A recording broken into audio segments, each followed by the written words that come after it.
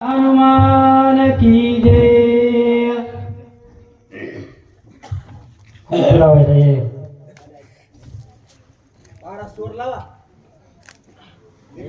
स्वरवाला तुम्हाला वाचिक टाकू लागलो ना.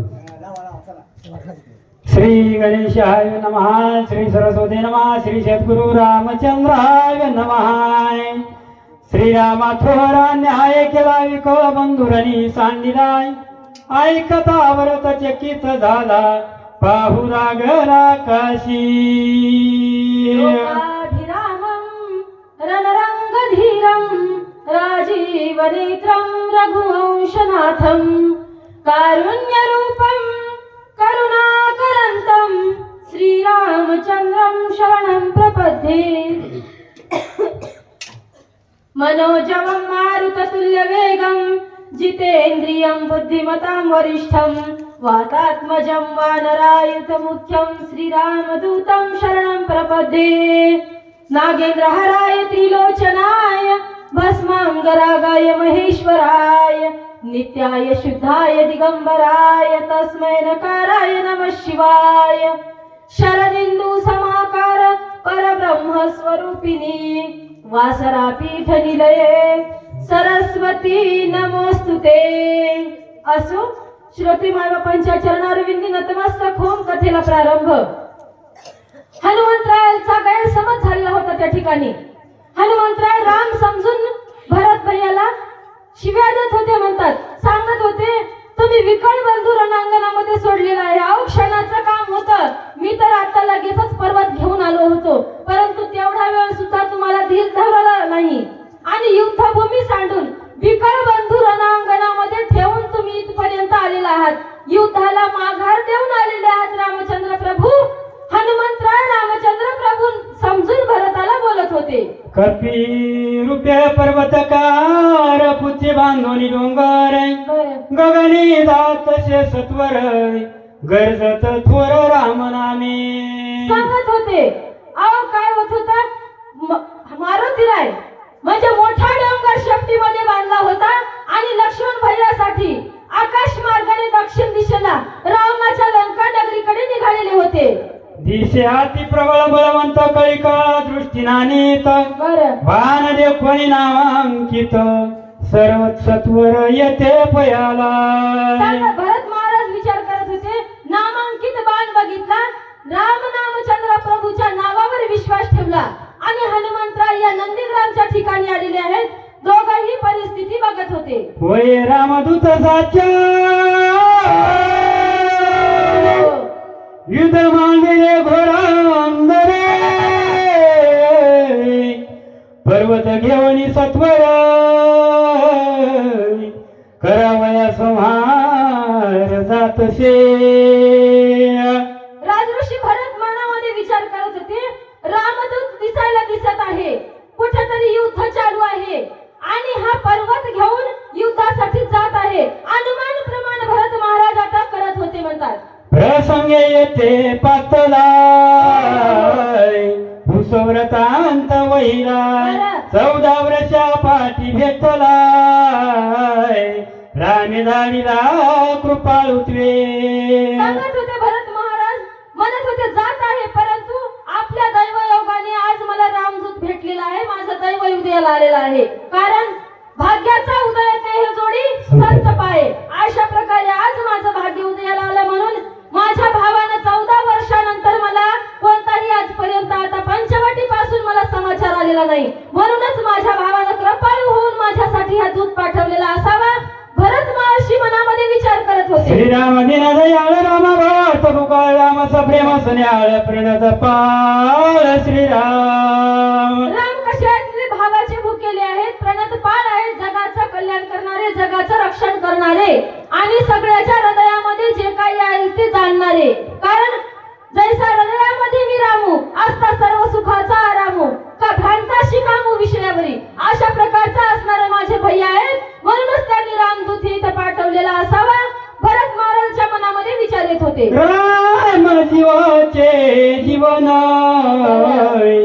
राम जीवाचे अंजन जीव जीवा समाधान रामाचीच घन वळला माझ्या भावाचीच माझ्यावर कृपा झालेली आहे. कारण राम जगाचा जीवन, राम डोळ्यातलं अंजन आहे म्हणतात, जे ज्ञान दृष्टी आपल्याला दाखवते. प्रत्येकाच्या डोळ्यामध्ये रामाचा वास आहे, चराचरामध्ये वसणारे राम. आणि अशा भावानं माझ्या मनातलं ओळखलेलं आहे.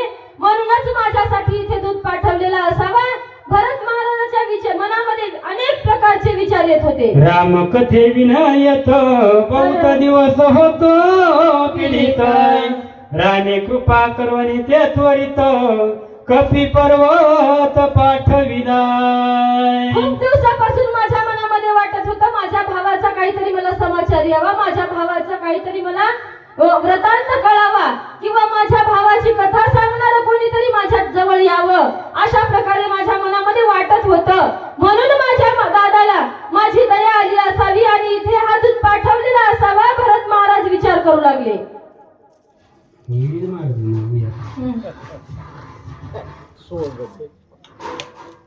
या पुसता प्रवर्ती समग्र रामकथा सविस्तर आम्हा सांगेल वानर अति चतुर दिसत आहे. विचार केला भरत महाराजांनी. म्हणले आता काही नाही, यांना सगळं आपण वृत्तांत विचारायला हवा, कारण हा चतुर आहे आणि हा रामाचाच दूत नक्की आहे. म्हणून आता याला विचारायला काही हरकत नाही. आपल्या भावाचा सगळा वृत्तांत यांच्याकडून आपण निवेदन करून घ्यावा. भरत महाराजांनी मनामध्ये विचार केलेला आहे. आईशे विचारोनी मनी भरत सादर राम सर्वनी पुसदा झाला तर दक्षिणी प्रेमी करोनी कपिसी. भरत महाराजांनी विचार केलेला होता आणि आता म्हणजे काही नाही, आपण आपल्या भैयाच्या जे काही कथा हे निवेदन करून सांगतील आपल्याला, कशा प्रकारे त्यांचा समाचार आहे तो सांगतील, ते ऐकायला आपण सावधपणाने ऐकायला हवं. म्हणजे कारण आपण परमार्थ करत असताना सावध असायला हवं. आपण संसार सावधपणे करतो, प्रपंच सावधपणे करतो, परंतु परमार्थ करत नाही. सायासे करीशी प्रपंच दिनीशी हरीशी न भजसी कवन्या गुणे. आपण याच्यामध्ये अडथळे आणतो परंतु संसारामध्ये आणत नाही. म्हणून भरत महाराज विचार करत होते, आता जर मी सावध नाही झालो, सावध झालो हरीच्या आलो जागरणा, अरे म्हणजे मला हे समाचार ऐकायला मिळणार नाही, माझ्या भावाचं नाव सुद्धा मला ऐकायला मिळणार नाही. म्हणून भरत महाराज रामकथन ऐकण्यासाठी सावध होऊन हनुमंतरायाला विचारत होते. कैसाला शिकोत्वनी पुचे पर्वत काय म्हणवनी राम भेटी तुझ कैशेनी कोपे करोनी बोलशी. युद्ध कुठं चालू आहे, काय समाचार आहे, कशासाठी पर्वत नेतो आहेस, कोण राम आहे, अशा प्रकारचे अनेक प्रश्न भरत महाराजांनी विचारायला सुरुवात केलेली आहे. राम कैचा कोटीला कोण तुझा कोपावया काय कारण कोठे पडिला लक्ष्मण वानरगण ते कैसे. सांगत होते तू काय एवढा रागावला आहेस माझ्यावर, कोण राम आहे, कोणते वानर आहे आणि हा पर्वत नेण्याचं कारण काय आहे, अशा प्रकारे भरत महाराज प्रश्न करत होते. कैसा विभीषण शरणांगत कोठे रावणाशी झुंज होत कोण केवी झाला मूर्छित कोण हे तू युधाशी.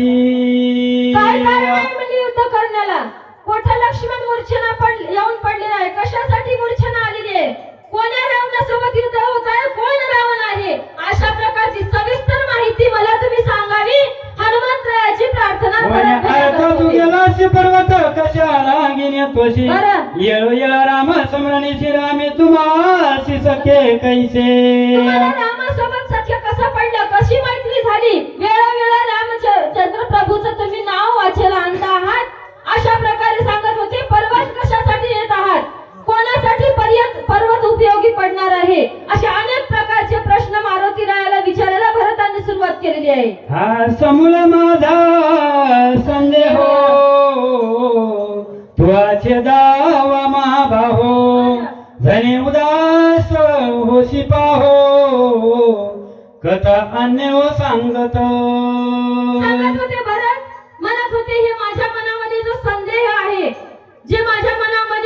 विचार येत आहेत त्याचं सगळं निरसन कर म्हणले. कारण तू वक्ता होणार आहेस, मी श्रोता आहे, तुला सांगणं भाग आहे. आणि हे सांगत्या वेळेस मनामध्ये अजिबात तू त्रास मानायचा नाही किंवा उदासता आणायची नाही. मन प्रसन्न करून मला सगळी सविस्तर माझ्या भावाची माहिती सांगायची. भरत महाराज बोलत होते. तुझे मुखीचे नाम सम्रान तुझा लो शरण पुढची घाली तो लोटांगण राम कथन मद सांगे. भरत महाराजांनी विनंती केली, तुझ्या पायावर लोटांगण घालतो, परंतु तुम्ही मला रामकथा सांगायला आळस करू नका. अशा प्रकारे सविस्तर असणारी माहिती माझ्या दादाची मला द्या. भरत महाराज विनंती करत होते. भरत प्रेमाचा संपूर्ण प्रेमी बांधिला कपिनंदन हो हो राम ओळखणी भरत जिन राम मनन उपासी.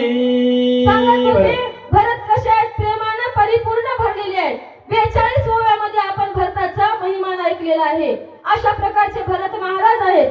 भरतामध्ये कोणत्याही प्रकारची उणीव नाही. म्हणून सांगत होते, मला माझ्या दादाची कथा ऐकायची आहे, ती तू कृपा करून मला सांगावी. अशा प्रकारे भरत महाराज बोलत होते. उपहास्य कपिनाथ श्रीरामाचे वर्णित बरं. सूक्ष्म सर्वगत अनंत सदोदित सांगत. रामचंद्र प्रभू समजून मारुतीरायाने इतका वेळ भरत महाराजाची उपासना केली. कारण मारुतीरायाला ठाण मान गुण लावण्य सगळं काही भरताचं राम भैयासारखं वाटत होतं. म्हणून इतका वेळ रामचंद्र प्रभू समजून भरत महाराजाला रामचंद्र प्रभू समजल्याच्या नंतर शिव्या देत होते. म्हणतात, किती नेना ते पण घेतली लटिकाची प्रेमात आयुष्य जगाची दैदात घोरी तैसे मज शिताले ना. मारुतीरायाने बोलायला सुरुवात केलेली आहे. देवा, अरे तुम्ही किती लटके पण घेता, किती खोटे पण घेता. रामचंद्र प्रभू असून तुम्ही नाही म्हणता, भरत भैयाचे नाव सांगता, परंतु हे माझ्या समोर चालणार नाही, मी तुम्हाला चांगला ओळखतो आहे. अशा प्रकारे मारुतीरायाने उघड सर्व त्रासची आस्वनी विश्वा वेळ लाविशी जगाची जगा दिसची पाहता लपशी सूक्ष्मत्वे. सगळीकडे तू उघड आहेस.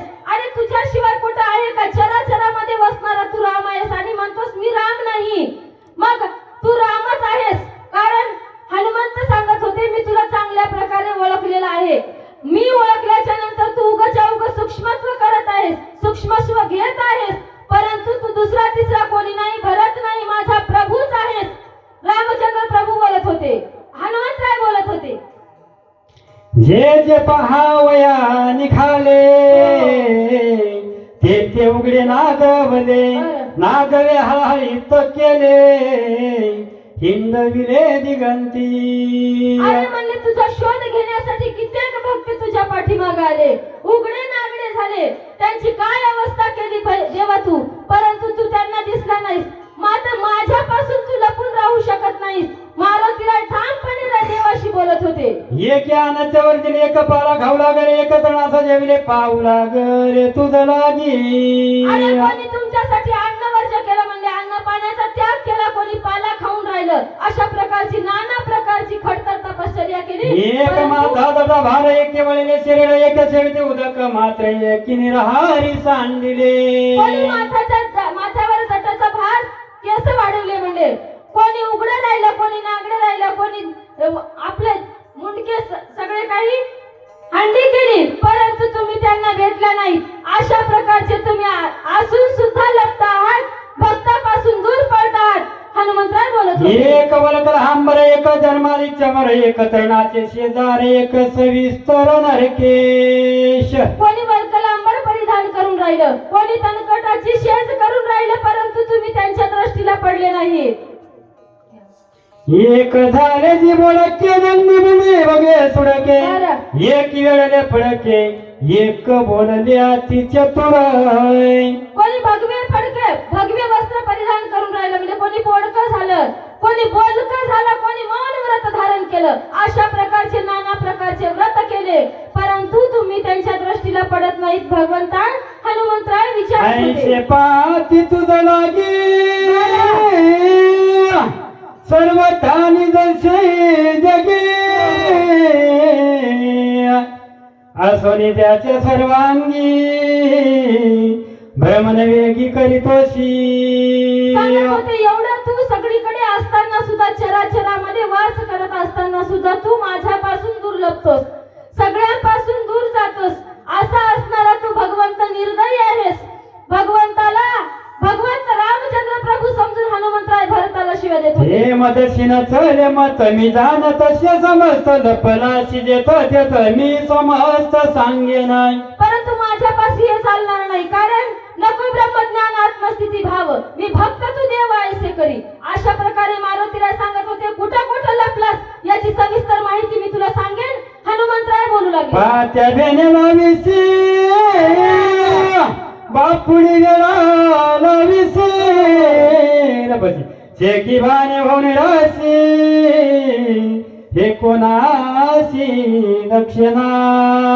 अरे बघत बघत असताना तुझ्या माग माग भक्त येतात, तिथून तू सूक्ष्म रूप धारण करतोस, कोणाला कळत नाही, परंतु मी तुला सोडणार नाही. हनुमंतराय बोलू लागले. निर्धारे माग काळी तैवळानं लागे तरी बुडाचा मत्सा अवतारात पदार्थ सर्वथा शेनाय. तुम्हाला थोडीशी सुद्धा लाज नाही म्हणले. तुम्ही लाज सांडून लाज बाजूला करून वागत आहात. तुमच्या माग भक्त आले, तुम्हाला ओळखल्या गेल्याच्या नंतर तुम्ही पाण्यामध्ये गेलात आणि मच्छरूप धारण केलं. अशा प्रकारे तुम्ही अवतार बदलायला सुरुवात केली. भक्तांनी ओळखलं की अवतार बदलायचा हे तुमचं काम झालेलं आहे. हनुमंतराय बोलत होते. ओळखीचा धरिता चथ रूपाणी कची धरित हात पाय पोटी घालून तेथ पाठी करीता तिनिवर. मत्स्य अवतारात ओळखल्याच्या नंतर भक्तांनी लगेच तुम्ही दुसरा अवतार धारण केला. हातपाय पोटात घातले, पाठ निवार करून कासवाचा अवतार निर्माण केला. अशा प्रकारे भगवंत तुम्ही तिथूनही पळून गेलेला आहात. अशा प्रकारे मारुतीराय बोलत होते. पर्वत बळीला पाठीवर मले कन्यादेशी तरी ते निर्धारित माघारी रूपांतरी लपतोशी. त्या ठिकाणी मेरू पर्वतासारखा एवढा पर्वत तुमच्या पाठीवर बसला, परंतु तुम्ही तिथूनही पळाला. तिथेही भक्तांनी तुम्हाला ओळखलं कासव रूपामध्ये. तिथून सुद्धा अवतार धारण दुसरा केलेला आहे, म्हणजे तिथून सुद्धा तुम्ही पळून गेलेले आहात. धावण्या धावता मागेशी भेने भेने सुकर होशी वेगी दाती भोय धरिसी करुणा बाकीशी अनिवार्य. सांगत होते कासवाच्या अवतारात ओळखल्याच्या नंतर तुम्ही डुकराचा अवतार घेतला. म्हणजे देवा तुम्हाला काहीच वाटत नाही. तिथेही तुम्हाला भक्ताने ओळखलेला आहे, परंतु त्याही ठिकाणी ते अवतार सोडून दिला आणि दुसऱ्या अवतारामध्ये तुम्ही निर्माण झालेला आहात. अशा प्रकारचा अवतार कार्य तुम्ही भक्ताला बघितल्याच्या नंतर, भक्ताने ओळखल्याच्या नंतर करत आहात. जे ते बळकीत निर्धार बाबाने पसरली बारे बोगडी गांबारी तरी नरणा केसरी होऊन ठाकी. त्या ठिकाणी ओळखल्याच्या नंतर तुम्ही हिरण्यकश्यपूच्या राज्यामध्ये जाऊन नरकेसरी म्हणजे नरसिंहाचा अवतार धारण केलेला आहे आणि त्या ठिकाणी आपल्या तिखट नखाने प्रल्हादाचं रक्षण केलं, हिरण्यकश्यपूचा वध केला. त्या ठिकाणी सुद्धा तुम्हाला भक्तांनी ओळखलेला आहे. तिथूनही तुम्ही पळ काढलेला आहे. भगवंताला हनुमंतराय बोलू लागले. निर्धारी झालीस कंटक मोहसी बापुडा भिकारी रंक दीन कुब्ज होनी देख बळीची भीक मागशी. तिथं भक्तांनी ओळखल्याच्या नंतर तुम्ही बटुवामनाचे रूप धारण केलेलं आहे आणि बळीच्या दारामध्ये खुळखुळ्याची काठी घेऊन भीक मागायला गेलेला आहात. भगवंता एवढं नीच कार्य तुम्ही करत आहात. हनुमंतराय बोलू लागले. बळी राजा चतुर भारी तेने ओळखोनी निर्धारी धरुनी बर पाळ करी अध्यापीवरी तिष्ठत. त्या ठिकाणी मात्र बळीने तुम्हाला ओळखलेलं होतं, कारण तुम्ही त्या ठिकाणी भीक मागायला गेला होता. 3 पाऊल जागा मागितल्याच्या नंतर बळीला तुम्ही डायरेक्ट पाताळात नेऊन घातलेलं होतं, कारण 3रा पाऊल ठेवायला जागा नव्हती. परंतु बळीनं चांगलं ओळखलं. बळी सुद्धा हट्टी होता आणि निज भक्त होता. त्याने तुमचा पाय धरला, बळीने तुमचा पाय सोडला नाही. आजपर्यंत तुम्हाला त्या ठिकाणी खुळखुळ्याची काठी घेऊन द्वाररक्षक करून ठेवलेला आहे. भगवंता तुम्हाला कोठेही भक्तांना सोडलेलं नाही, परंतु जिथं ओळखलं तिथून तुम्ही पळ काढता आहात. असं तुमचं कार्य चालू झालेलं आहे. मागण सांगिती मागाडे मग आपुल्या मायेचे मडे निज निवाडे काढीसी. त्या ठिकाणाहून सुद्धा तुम्ही पळ काढ काढलेला आहे. परशुरामाचा 6वा अवतार घेतला आणि परशुरामाचा अवतार घेतल्याच्या नंतर आपल्या वडिलांनी सांगितल्याच्या नंतर आईचं डोकं उडवलं आणि जगाला दाखवण्यासाठी तुम्हीच रडत बसला आहात काय झालं म्हणून. आणि दुसऱ्याने विचारल्याच्या नंतर काय केलेलं आहे. लटिकाची मोकळी रे माये रडशिये माये माये लोक मनाची झाले काय अपूर्व पाय केवळ हे.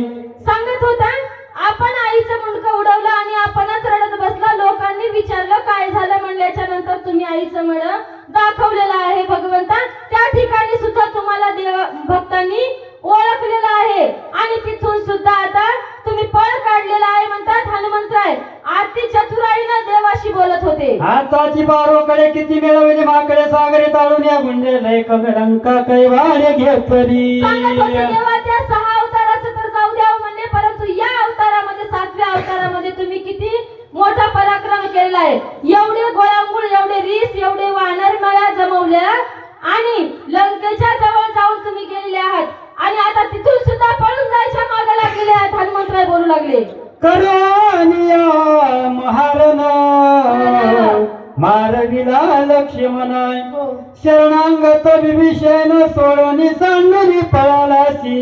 एवढं महान युद्ध तुम्ही त्या ठिकाणी आरंभ केलं. लक्ष्मण बंधू विकळ अवस्थेत पडले त्यांना सोडून दिलं.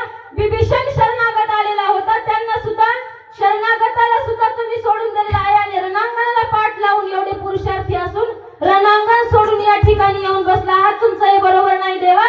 हनुमंतराय रामचंद्र प्रभू समजून भरताला बोलत होते. राम मी मारुती लपणी चढे मदा प्रती उठ चाल शीघ्र गती उर्मिला पती उठवावया. मारुतीराय बोलत होते आता कोणतेच नाटक देवा तुमचे माझ्या समोर चालणार नाहीत कारण तू राम आणि मी मारुती मी भक्त तू देवा ऐसे करी आणि इथून लवकरात लवकर उठा आणि रणांगणाच्या ठिकाणी चला. हनुमंतराय ठामपणे बोलत होते. घेवणी मोहाची मुंती घेवणी आली नवरती कोणा मानवणी मद प्रती पोसवणी चित्ती आलाशी. आता भरत दादांनी इतका वेळ ऐकून घेतलं परंतु आता भरत भैयानी बोलायला सुरुवात केली. तू कोण आहेस म्हणले मला काय विचारतो आहेस मला काय बोलतो आहेस अशा प्रकारे बोलत होते. एक उडला रावण त्याशी मारी तन लागे क्षण नयता बुच्ची बांधोनी नेन सत्यदान श्रीरामा. मारुतीराय बोलत होते हे बघा म्हणले सगळे नातू पंतू लेक प्रधान प्रहस्त सगळे मेलेले आहेत. आता फक्त एकटा रावण राहिलेला आहे आणि एकट्या रावणाला घेऊन तुम्ही इथे आलात काय. हे बघा म्हणले तुम्हाला असं तर यावंच लागेल आणि जर तुम्ही नाही आलात तर मी तुम्हाला माझ्या शपथीमध्ये बांधून नेईल देवा इथं ठेवणार नाही अशा प्रकारे हनुमंतराय बोलत होते. उठविन लक्ष्मण निर्दयन रावण अभिषेकेन विभीषण तरी मी दूत जान रामाचा. तुम्हाला तर नाहीच परंतु मी काय करील म्हणले या ठिकाणाहून जाईल रावणाला कटवीन लक्ष्मण भैयाला उठवीन विभीषणाचा अभिषेक करीन आणि सगळं काही वानरांची मुक्तकथा देवाची मुक्तता करीन तरीच मी तुमचा दूत म्हणून माझं नाव ठेवील अन्यथा ठेवणार नाही. मारुतीराय अति निर्माणीचा भरत भैयाला बोलत होते. प्रभु रामचंद्र भगवान की जय. संजय महाराज